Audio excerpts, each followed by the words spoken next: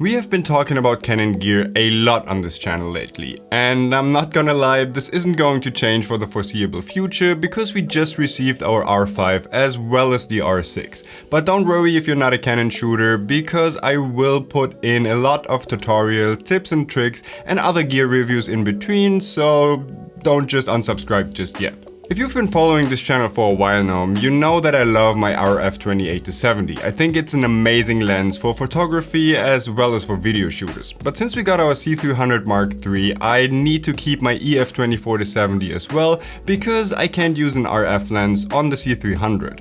So in this video, I kind of wanted to figure out if the 28-70 is that much better for photography that I can justify keeping another $3,000 lens in my backpack and maybe even taking two on a trip, or if the 24-70 is good enough for my photography needs.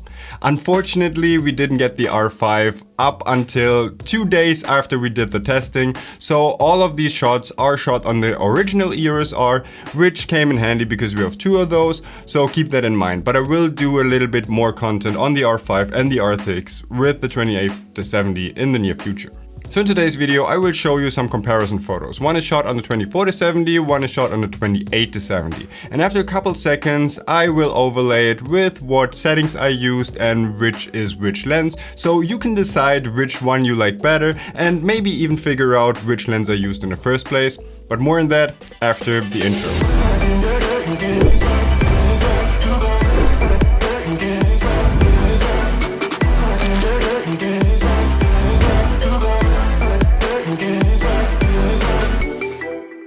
So one thing to keep in mind, whenever I went on the lowest end of each lens, I did use 24mm on the 24-70 and 28mm on the 28-70, because I think the 24mm is an advantage on the 24-70. So I wanted to figure out how much difference does it actually make. So whenever I tried going on the lowest end, I will show you the difference. So those are probably really easy to figure out which I used on which. So that's probably not the hardest one. Furthermore, I shot everything wide open because, again, where the 24mm is an advantage for the 24-70, I think the 28-70 shines with its 2.0 aperture. So I shot at 2.0 on the 28-70 at all times and 2.8 on the 24-70, because I wanted to see if the 2.0 actually does make a difference in a real-world scenario comparing these two to each other. The first thing I want to talk about is the overall sharpness. I think the 28-70 is probably the sharpest zoom lens that I have ever used on any kind of camera. But that isn't to say that the 24-70 isn't doing a great job when it comes to overall sharpness. All of the pictures I'm showing you are edited with our preset packs, and you'll find them in the link in the description if you're interested, but I use the same sharpness settings on both of them. And interestingly enough, I even found that the 24-70 sometimes looks a little sharper, but it did look like a little artificial to me. So the overall sharpness of the 28-70 was something that was a little bit more pleasing to me, looking at it when zooming in and pixel peeping on my 32-inch 4K monitor. But overall, this is really just a tiny advantage of the 28-70, but still the point goes to the 28. The next category I want to compare these two lenses in is the bokeh. And this is somewhat subjective because they do have a different kind of bokeh. The one on the 28-70 is, let's just call it creamier. It's a little softer, so everything is more out of focus, and that is probably due to the one-stop that you gain more with the 2.0 aperture. The bokeh on the 24-70 is a little harder, if that's how I can describe it the best, because the 28-70 is just really smooth and just soft, and the 24-70 just is a little harsher. But overall, I think this is subjective. But what's not subjective is that there is more bokeh on the 28-70 in all kind of focal length. Honestly, when going to 50mm or 70mm, you don't really gain that much. Yes, the background is a little blurrier on the 28-70, but it definitely is blurry enough on the 24-70 to completely separate your subject from the background. Again, this category still goes to the 28-70. Next up, I want to talk about the autofocus capabilities, and I've seen some misconceptions online where people kind of compare the original RF to EF adapter to some third-party Metabones or Sigma adapters for Sony cameras, saying that the autofocus capabilities aren't as good as on native lenses. And using the EOS R for over a year now with RF as well as EF lenses, I can totally say that this is not true, and the autofocus is as great on the EF lenses as it would on any other EF mount. So I did test it on both cameras, seeing absolutely no difference. Both are really great and snappy in autofocus when it comes to the face and the eye detection. If I had a gun to my head and say that one of these two is performing a tiny bit better in the autofocus department, weirdly enough, I probably would have given it to the 24-70 in my experiences. But honestly, I think this is just a wash and a tie, and we can agree that the autofocus is great on both of them. Another category we have to talk about is the price point, and that undoubtedly goes to the 24-70 because the RF lens is expensive as f. This lens is the most expensive lens I have ever owned. When it first came out, I bought it directly for 3,300 euros, which is around $3,300 US, including taxes, which is completely insane. Let's throw in another category and call it versatility, because I do want to mention that the 24-70 does have 4mm more when it comes to the wide angle side. And 4mm doesn't really sound like a lot, but when it comes to the wide angle shots, you definitely notice a difference. Especially when doing any kind of landscape or architecture photography, the 4mm will definitely make a difference.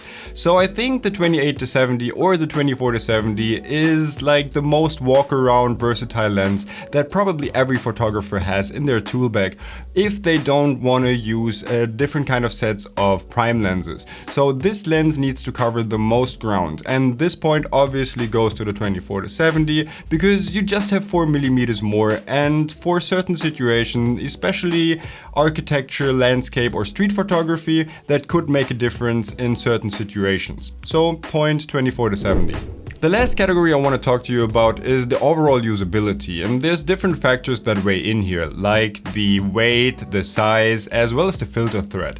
And I think this category also goes to the 24-70. Yes, you do have to use an adapter, so that definitely makes the lens a little longer, but it's still not longer than the 28-70. It's still a lot smaller and definitely weighs less than the 28-70. The EF lens has a 82mm filter thread, and this is probably one of the most common filter threads, at least for our lenses, so it's so easy to get a huge variety of all kinds of different filters for it, and it's easy to interchange them between different lenses, because I think we have 3 or even 4 lenses with an 82mm filter thread.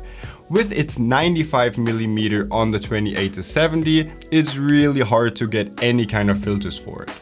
The only filter we use is an ND filter, and I did get a variable ND filter from Freewell, which I'm really satisfied with, so for us this probably isn't an issue, but overall it might be different for you. Plus I already had a lot of 82mm filters before, so it would have been great to just interchange them between other lenses and not having to purchase another filter just for the 28-70. The one advantage of the RF lens over the EF lens in the usability department is the control ring. And that is something that I actually came to love. I mapped it to quickly changing my ISO when shooting, and this became so handy when you have lighting situations that are all over the place, and the ability to quickly change your ISO is something that I really appreciate. But then you have the adapters for the EF lenses, and I have one with the control ring, so that is kind of a tie again. But then the overall point probably goes to the EF lenses because you have different kind of adapters. You have the standard adapter that doesn't do anything, but you also have a drop-in filter adapter where you can just drop in polarizers and defilters or whatever kind of filter you want to. So overall I think the advantage definitely goes to the 24-70, and the EF lens definitely wins the usability department. So after having shot thousands of pictures with the 24-70 as well as the 28-70, what's my overall verdict? And here I was kind of surprised that the difference isn't as big as I initially thought it would be. So if I had to choose one lens for my EOS R, R6, R5 or even RP, I would hands down take the 28-70 if price is not an issue.